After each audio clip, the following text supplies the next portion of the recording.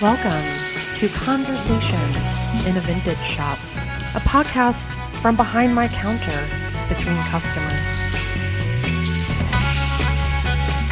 Join me while I sit behind my retail counter and just have a conversation with you, or with myself. While I look out the window, observe what I see, things that are happening in the store today, throughout the week, and just fun little stories that I have from my time as a business owner.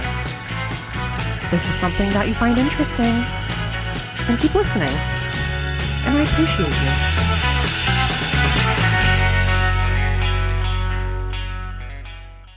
you. Well, hello again, everybody, and welcome to, Season 3, Episode 2 of Conversations in a Vintage Shop, podcast that I record in my vintage shop during store hours. And I just talk about whatever's on my mind, things I've been talking to customers about, people who come in the store, and bringing those conversations to you. Now, in this episode, I thought it would be fun to tie it back to an episode I did back in Season 1, kind of just talking about all of the different things I've learned as a small business owner, especially a small business owner in such what some describe as a niche industry, which is vintage. And I thought it would be interesting to talk about, the truths behind small business that I've learned and that I've learned the hard way. And I think some of you might find that interesting, maybe not. But these can be applied to really any small business industry you're in, because I feel like they're just those hard lessons that we all have to learn and go through in order to just keep moving forward.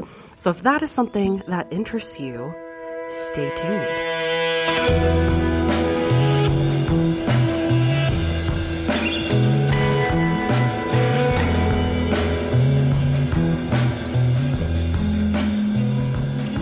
Now, I usually like to start every episode out with a little bit of a story time.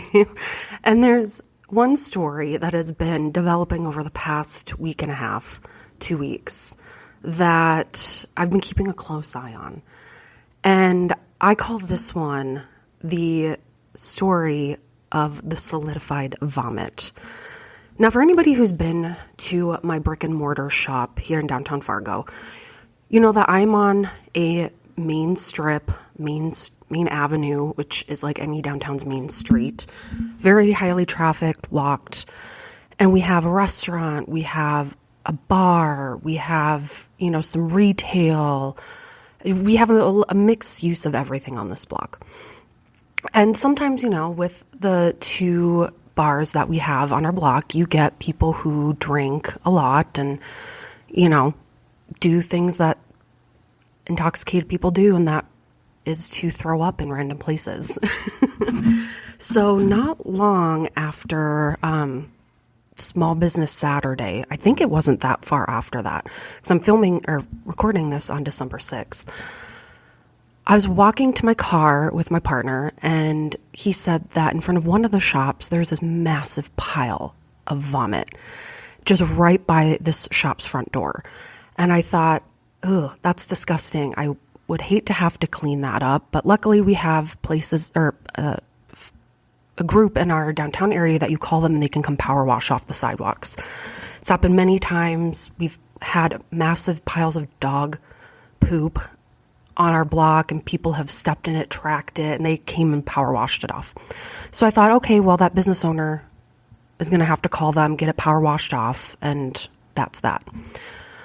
Well, a week later, after it had snowed and iced and things were thawing out and melting again, we walked down that block again and we saw that pile of vomit was still there. It had just crusted onto the sidewalk. And I don't know whether to be sad, ashamed, or laugh, because said business owner walks out their door all the time. You have to see it. It's right there. At risk of giving out too much information, it looked like someone ate a bunch of pizza, drank too much, and just totally exorcist level vomited all over the sidewalk. It was pretty hard to miss. And it was right by their front door. And it was still there. And it had just been frozen in time, literally. by the snow and cold that we had. And it made me wonder the level of just I don't care-ness that floats around some businesses, that they can have a big old pile of vomit in front of their shop and not care. And that struck me. And that's what gave me, to tie into this episode, it's what gave me the idea for this episode. And I would see something like that and go, ooh, no, I don't want that right in front of my door that all of my customers have to walk by. So I would call, and if someone couldn't remove it, I'd sadly go out there and scrape it off myself because it's gross. And I don't want that to be the first thing someone sees when I go into my shop. And that inspired me to talk a little bit about what I'm going to be talking about today. Not necessarily about other businesses, but just things I've learned as a small business owner. And when I first recorded this episode, and I don't remember what episode it was, but if you go back to season 1, I'm pretty sure the title would say it. I've learned a lot more in the year since I've recorded that episode. And this just sparked a bunch of ideas for me and things that I wanted to talk about. And I mean, who'd have thunk? A pile of frozen vomit would give me an idea for this episode. Just shows you can find inspiration everywhere.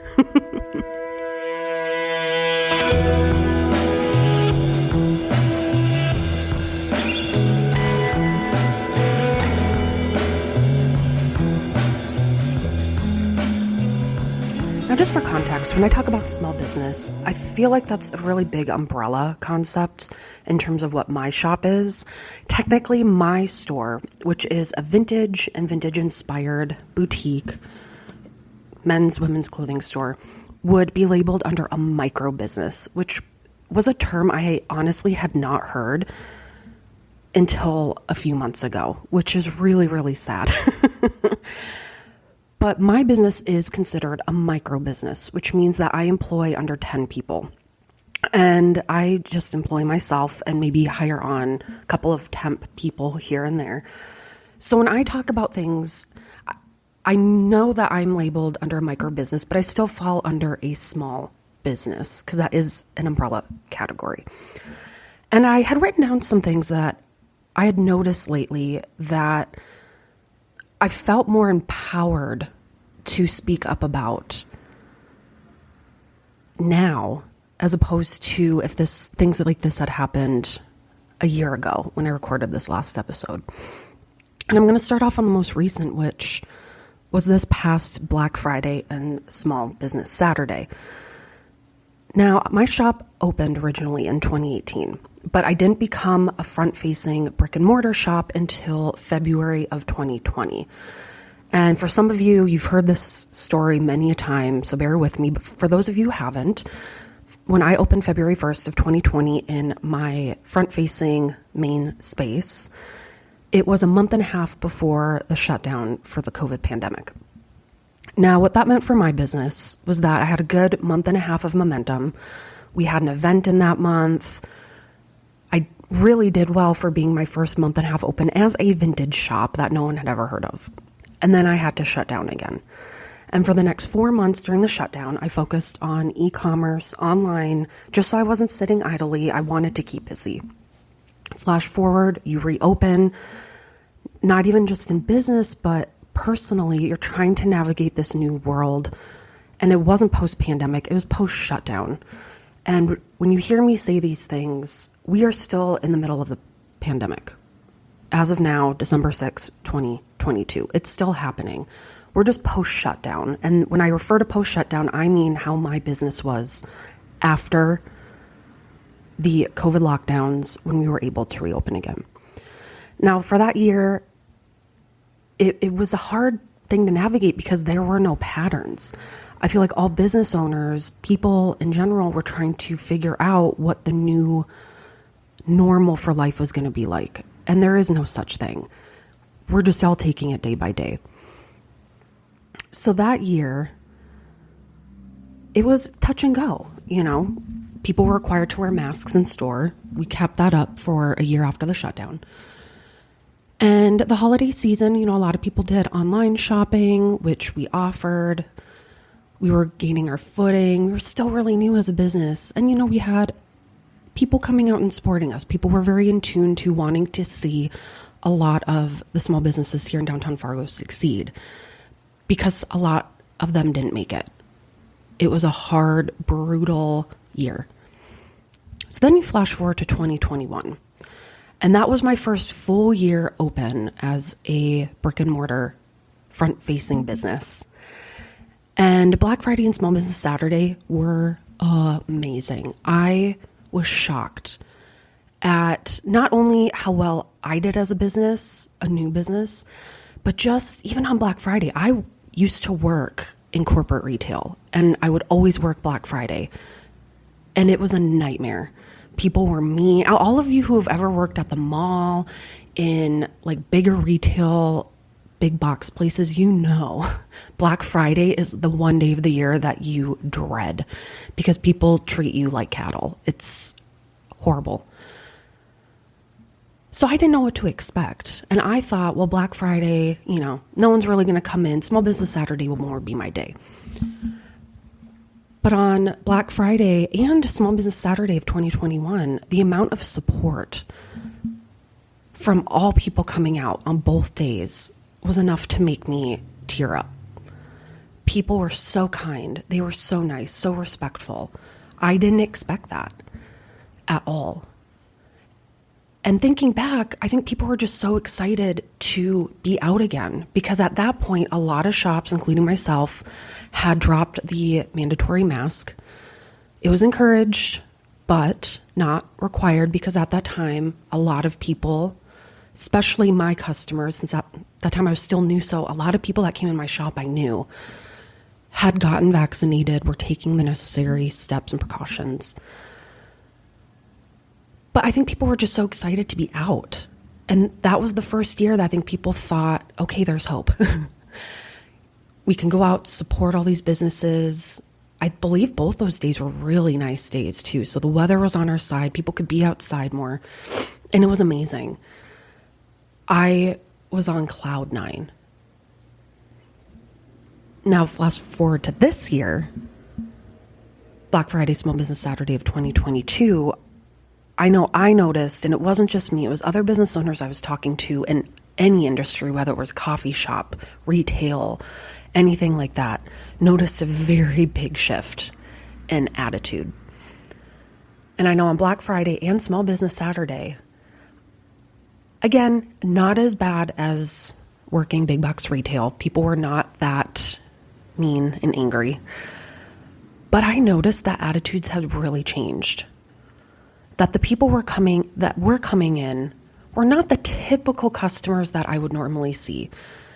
They were people that were just looking for a deal, even on Small Business Saturday, and were not nice at all. I had one woman and her daughter come in over that weekend who, anytime they could say something nasty or denigrate my shop or what I sell, they took that opportunity and ran with it. And I was fortunate enough to have my younger sister working here. We both worked together at a small business that has since closed, but we had worked together for years, and she is amazing. I couldn't have done that weekend without her, especially mentally. And even just having her here, seeing just how mean people were getting, we just stared at each other in disbelief. And this mother and daughter were a perfect representation of how I've seen attitudes change. Not even just in small business, but in the broader society now, in terms of how people treat each other. There's a lack of care and almost like that wall where some people, I don't think realize that they're talking to other human beings, that we exist. We're not just something on a computer screen or your TV. You're actually interacting with a human being. And this mom and daughter, again, were just, if you think of a mother-daughter coming into a shop and being nasty little jerks, I mean, they were the epitome. From looking at all of our clothing that we had just gotten in from another small business, beautiful, beautiful holiday dresses.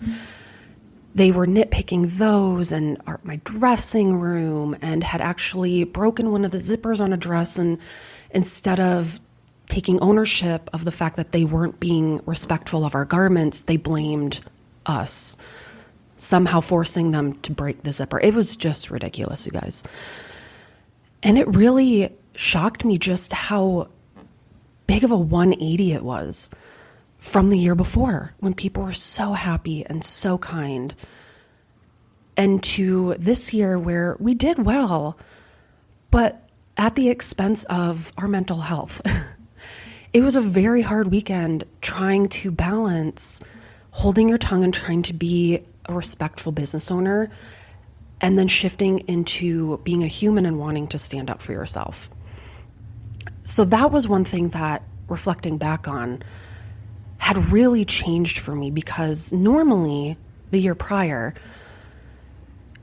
I would have really let that affect me and ruin my entire weekend, my entire week. And I was close to it. And I think therapy. And come on, you guys, therapy is amazing. If you're not in therapy, I highly recommend it. I feel like it should just be free for everybody. It's amazing. I love my therapist so much. But I was able to take this and see it as, yeah, you have really crappy days. And even monetarily, if you have a good day, that still doesn't mean that the day as a whole was great, I guess. I don't know if I'm getting across the point that I'm trying to make, but I didn't let two toxic, negative individuals set the tone and tell me who I am and what my shop is. And that has been a really, really hard lesson for me to learn. And again, this isn't just in small business. This is life in general. When you are confronted with people who are very negative, and I think it would probably kill them to just be kind and be nice, you really have to dig your heels in and remember who you are and how you got to where you are. Because these people don't know what I've been through to get here. They don't know anything about me. I don't know anything about them. I don't know what they're going through in their life that makes them treat people the way that they do. Honestly, I really don't care. They are not my problem. They are not in my space anymore. And that has been a really, really, really hard mindset to get into. Owning a small business or micro business is almost like mental gymnastics. You feel like you're being tugged one way or another. You have to be one person to people coming in while also maintaining your humanity. Because it's impossible to put up this mask of, I'm a happy business owner, I'm happy all the time, when that's not reality. And there are days where I have bad days. I have really bad days. And there are some of my regulars or friends who come in who can tell. I'm not always as talkative. I might be more focused on what I'm doing work-wise, might not be as attentive. And I spent a lot of years in this business kicking myself and beating myself up about that. But I'm allowed to have bad days. I'm allowed to be human. But they don't tell you that when you get into business. And that has been something that has been really eye-opening for me in this past year, is that I can still maintain my business owner mentality and be the best business owner I can be, while also allowing myself to have feelings, have emotions. And, if I have a customer that's really mean to me and it just knocks me in the gut, I'm allowed to be a little salty about that the rest of the day. And if people don't want to come in my shop because I'm not peppy and talking a mile a minute to them every second, then there's nothing I can do about that. And that has been a really, really, really hard lesson. And especially with my ADHD and rejection-sensitive dysmorphia, I am always a yes person, even to my detriment. And learning to say no, learning to accept the fact that I'm not perfect, I'm not I'm not who I feel like I have to be in my head. This made up imaginary person who is happy all the time, feels nothing, and is just doing everything perfectly. That doesn't exist. And it's painful coming to that realization. And it's almost comical to where you almost feel like sometimes you have to be a robot. And people don't like that either. And I've learned that my good customers, the people that really truly get the store, understand that. And those that don't have probably never worked a service industry job. Let's face it. If you've ever worked service industry, retail, food, anything like that, I feel like there's a level of understanding and kinship that all of us have. And that ties into my next point. And this was something I learned a long time ago, always working in a small business downtown from when I was 18 until I was 23, I think, 23, 24, is that the customer's always right mentality is a lie, and it's a toxic one. And I'm glad that that was a lesson I had learned growing up working in a small business, not in corporate retail. This was a small business.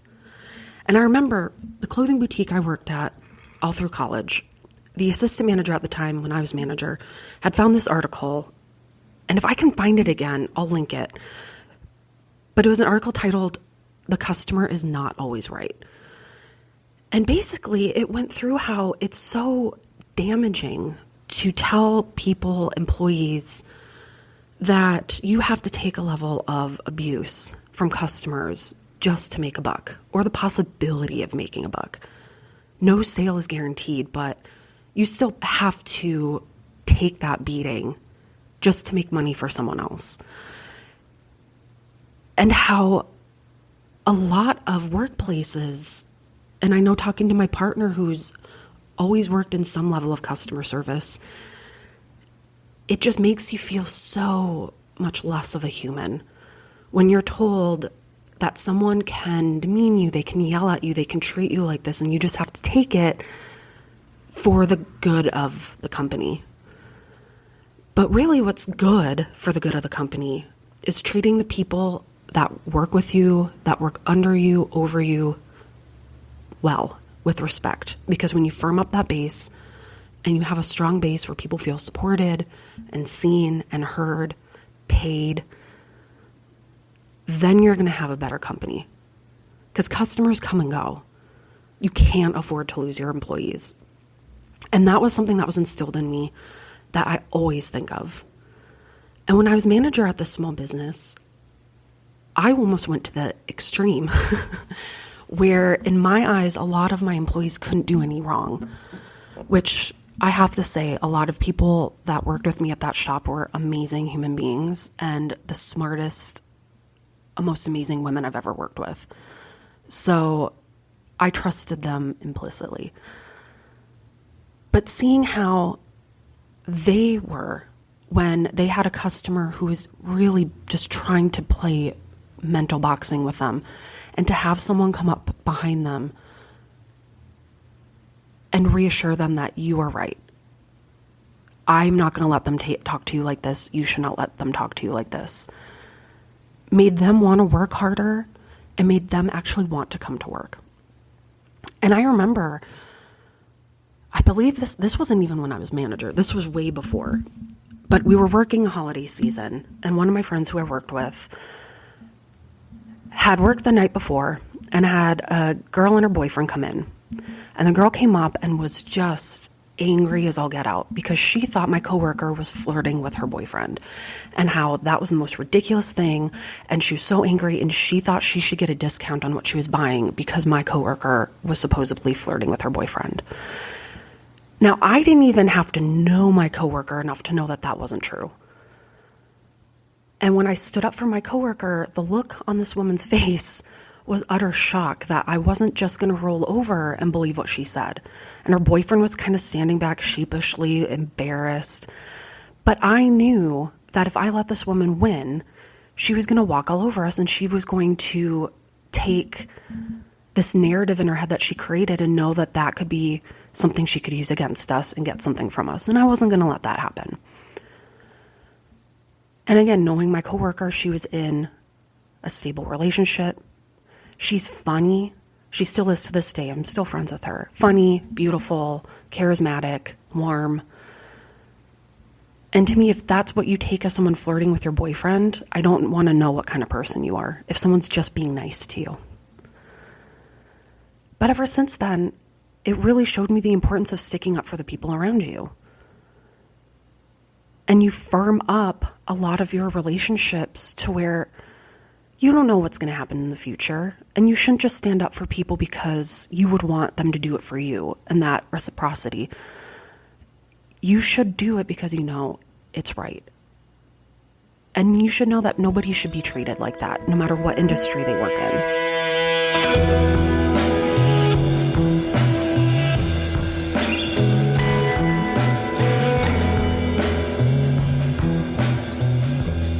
All right, so I had to take a little bit of a break and turn my shop radio on. So if you hear that in the background, that is always going to be a constant in the episodes, is that you can hear the shop music, because I am recording this during shop hours. But I took a little sidebar because we had the sidewalk cleaners or sweepers come by clearing the snow off our sidewalks. And I think they went over that spot with the vomit. And I just imagine frozen chunks of vomit just flying everywhere on that sidewalk. Ugh, it was not a good thought. But now I'm going to tie into, so we just talked about the customer's always right mentality and how that's toxic. It's false. Customers are not always right. And now I'm going to shift to not customers, but actual patterns. And being that my shop opened its front-facing brick and mortar in 2020, it's now December of 2022. And not even quite 2 years is not enough to establish patterns that happen inside my store. That's something where you need about 4 to 5 years at least to start getting an idea. But that was another thing that I didn't realize when starting my business would bother me as much. And I now know it's because of my ADHD, and I like patterns, I like rituals, I like consistency. And not having a pattern in the shop has been extremely difficult. And what I mean by that, I know people have asked me, well, Courtney, what are your busiest days?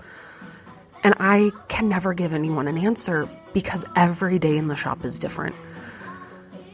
No Tuesdays are the same. No Sundays are the same. Not even Saturdays are the same. And there's so many different factors. But I've noticed, especially this year, everything is just so different. And I've been racking my brain trying to figure out, people say it's the shift to shopping online, or, people aren't buying as much. And I feel like that's always the go-to reason that people give. I know you hear economists saying that, but on the ground, I don't believe that that's all of it. And I don't know if it's more people working from home or, due to the pandemic, a lot of people ended up leaving their corporate or more blue-collar jobs to go off on their own. So I don't know what it is. And, you could debate that till the cows come home, but that has been something, especially in this past year, that I've really had to take day by day. And knowing that I won't be able to foresee what each day, each week, each month is going to be like. And I've had to look at the bigger picture of, okay, well, I can't say that next week is going to be a slow week or a really big week, but I can say that I think this month I'm going to be up in sales. And as long as I keep moving upwards, that should be what I look at. And that's the pattern I've had to focus on, which is really, really hard. I'm not a big picture thinker. I'm right in front of me as I go. I'm thinking about what I'm doing right this second. Because if I think too far ahead, that usually stresses me out and gives me a lot of anxiety. But that has been something that has really been an interesting challenge in terms of how I look at the shop and how I function from day to day. And the one good thing I have to say is being that I'm such a new business, I'm not even 5 years old yet. My shop, I mean, of course.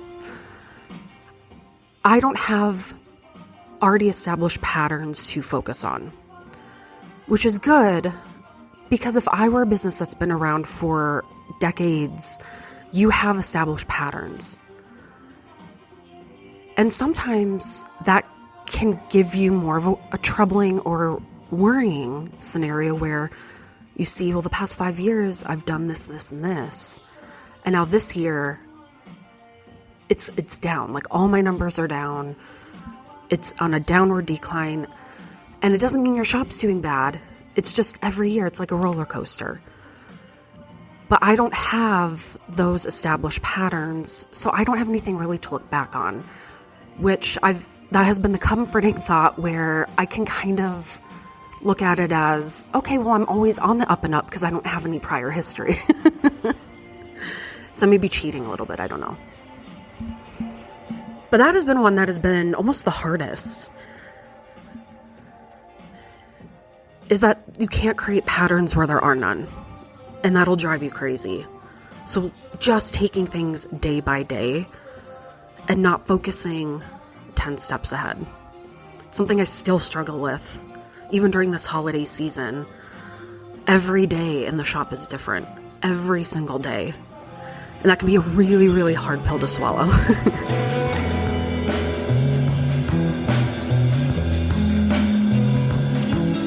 Now, this next topic that I picked is one that I have been asked more than anything in the past year. And I've had a lot of time to think about it. And I've had some really great conversations with friends and customers about this particular one. And that's creating your own opportunities. And with this, I'm going to focus it more on the artistic side. And the one biggest thing that has been the most fun and biggest joy in the past year and a half have been all the collaborations I've done and the friends I've made through, I hate the word networking, but just meeting other people in my community who are just as inspired by art in terms of fashion that I am. And so we've been doing a lot of amazing photo shoots. And I have to shout out two of the amazing women that I have had the honor of working with a lot over the past year, and that's photography by Shannon Ray and Tyler Frame Photography. And with them, I've met them through doing collaborations.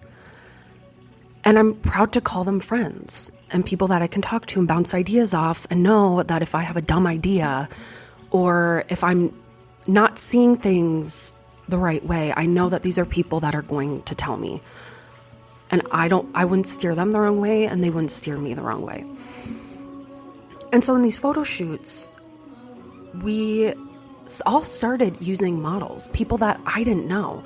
Because a lot of my friends, like me, don't want to model. We get anxious and awkward in front of the camera. So through different groups and just putting the word out there, all of us worked with different models in the area that have now become friends.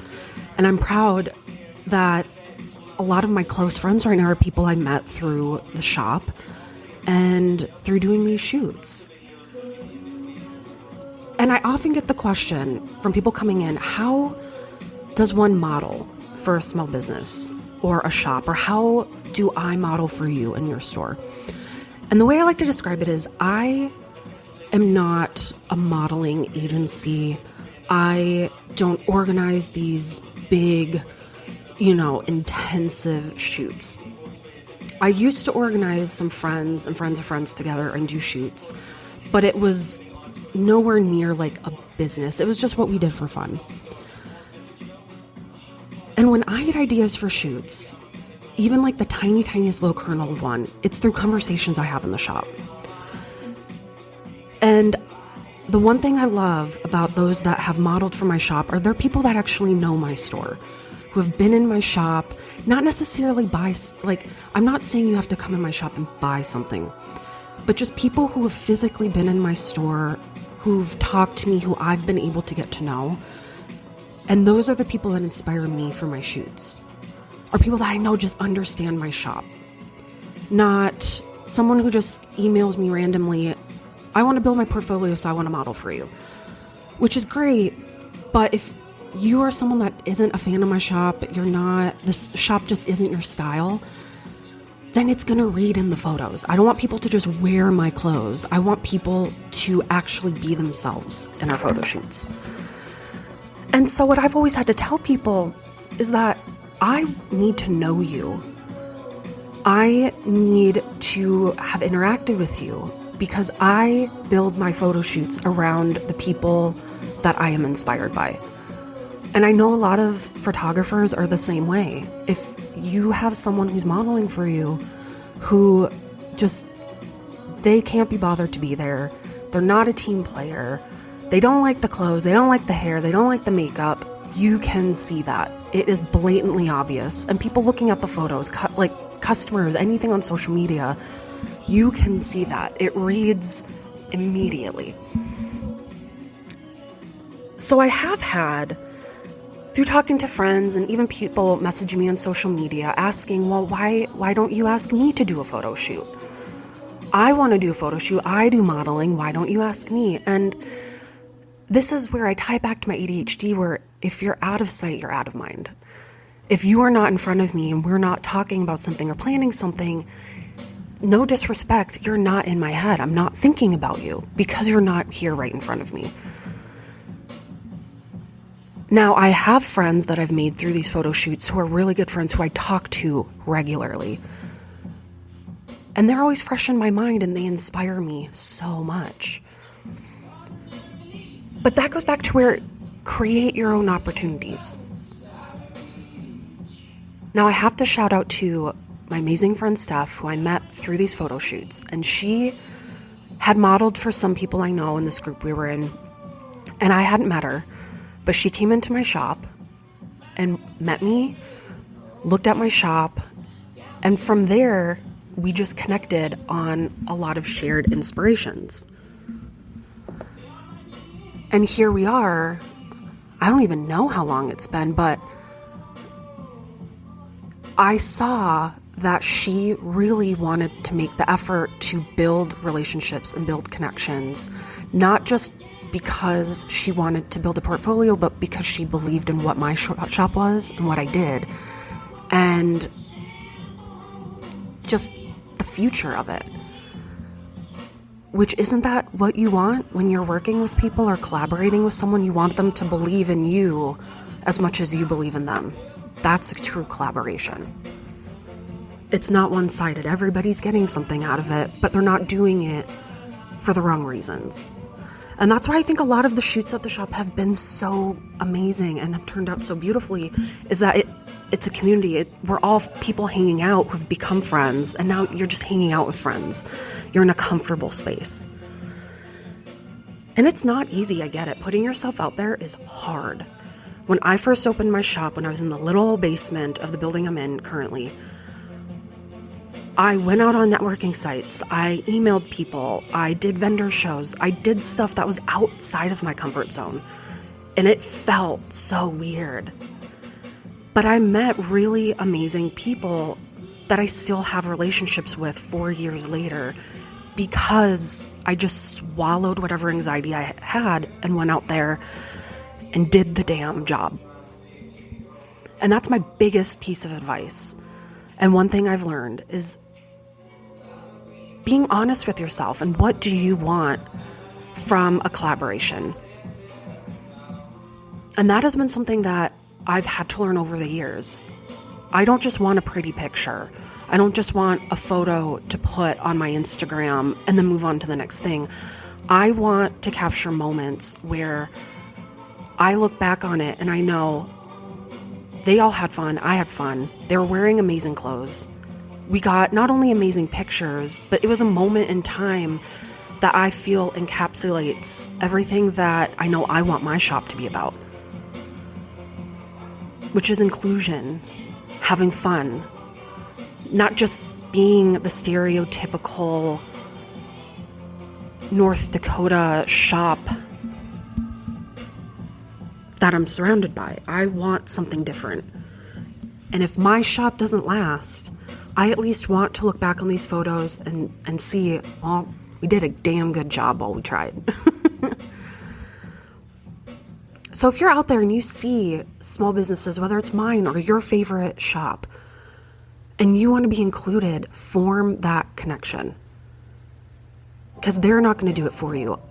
I know, speaking for myself, I have enough to worry about. And if I don't reach out to people to work with me, it's not you. I'm juggling an entire business on my shoulders by myself. And anybody who knows me through working with me knows that I will make whatever I can happen. But you have to be just as invested. I can't do it all by myself. So that's been something I've been trying to get out there in the atmosphere for people, is that if you want something, you have to go get it. A lot of us aren't afforded the luxury of just getting handed opportunities. We have to fight for them, we have to earn them, and if you can't find them, you have to create it. And it's hard. It's really, really hard, but it's worth it. And the things you learn and the people you meet will stay with you forever. And again, I cannot repeat this enough. And I'm sure a lot of my friends get sick of me saying this all the time. But I'm so incredibly lucky to have met the people that I've met since opening my shop. And the thing is, we all know we're not perfect. We all know that we have different ways of communicating and operating. But that's the beauty of it, is it all fits together somehow like a puzzle. What I'm not strong in, well, I know someone who is. And that has been really the beauty of it. But surround yourself with people that inspire you. People that want it just as bad as you. And are always fighting to keep growing. So create your own opportunities. Don't wait, because I promise you, they won't come to you. And I learned that the hard way when I first started my shop. I went to every small business incubator. I went to banks, everywhere. No one would give me a chance. No one would give me an opportunity. I was a niche idea. Even though I'd been selling online since 2012, no one thought my shop was going to even materialize. And knock on wood, I'm still here. But I had to create those opportunities. I got a bunch of part-time jobs. I saved up money. I opened a tiny shop downstairs, and I went out and I met people, and I formed relationships in the community. Some of them were not always great relationships. But every person you meet, even if it's a bad interaction, you will learn something. And you have to take that and use that as a step to climb on. Some people get things and opportunities in life easily, and that sucks. It's hard to get past that. But that doesn't mean you don't deserve an opportunity. And if you have to create it, then create it. It is possible, but it's hard. But you have to at least try. I promise you, it's worth it. It's painful. There may be tears, there may be laughs. You may want to walk in front of a bus. But it is going to be worth it. You really just have to get in the mindset that you're in it for the long haul. Do something for yourself. Again, with this episode, I hope that's the biggest takeaway, is you can't control what happens around you. You can control how you feel, how you view things. You can't change how people are going to react. You can't change anything that's going to stem from the choices you make. But you just have to try. And I really firmly believe that every choice you make even if it doesn't seem like the right one and it gets you further away from what you believe your goal is, another opportunity or door is going to open towards something that you may have not even thought of. And that's the part that keeps you on your toes, and it's always chasing that. It gets kind of addicting. You don't know what's around that corner, and it may not be something you like, but from that will stem something even better. And that's, from what I've seen, the case with a lot of people I know. And it just gives me hope and motivation to keep working towards that, creating my own opportunities, and then seeing what comes from that. And it could be something completely different. But isn't it better to try and than not know it all? It's like missing out on the prom. You'll always have that thought in the back of your head. But what if I would have gone? That was a really bad analogy. I was trying to quote a movie. No, what movie it was. It was Pretty in Pink. The character Iona said that she always gets that thought that she's missing something. There's something missing. And she told Andy it's because she never went to her prom. If you haven't seen Pretty in Pink, it's a great movie. That was the analogy I was going for. I don't think I succeeded as well, but if you watch the movie and you see that, you'll totally understand what I mean.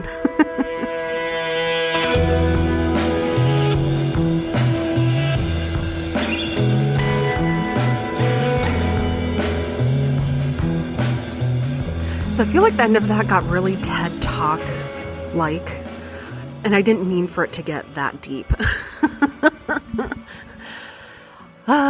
That's usually how it goes. But sometimes I just get on a tangent and I just have to go with it. I have to go with it. I'm off coffee now. That's one big change in the past years. I don't drink coffee anymore. If I do cheat, maybe once in a blue moon during like the holidays, I pay for it with horrible anxiety and panic attacks the next day. So I'm just on tea, mainly black tea, and maybe matcha if I'm feeling fancy.